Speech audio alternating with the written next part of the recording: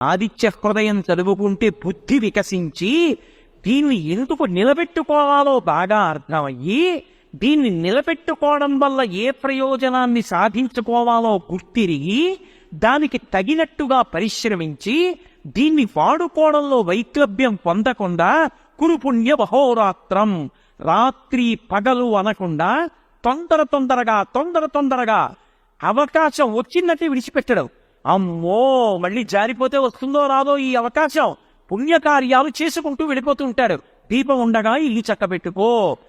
కాబట్టి ఈ శరీరాన్ని నేను చాలా జాగ్రత్తగా వాడుకుని పుణ్యకార్యాలు చేసి ఫలితాన్ని సాధించుకుంటాను, పాపకార్యాల వైపుకి వెళ్ళను అన్న బుద్ధి కలిగి ఆవేశములకు లోను కాకుండా శరీరారోగ్యాన్ని మనసు యొక్క పరిపుష్టిని నిలబెట్టుకుంటూ రెండిటితో కలిపి ఉత్తమమైనటువంటి కర్మలను ఉత్సాహము కొరకు చేస్తాడు.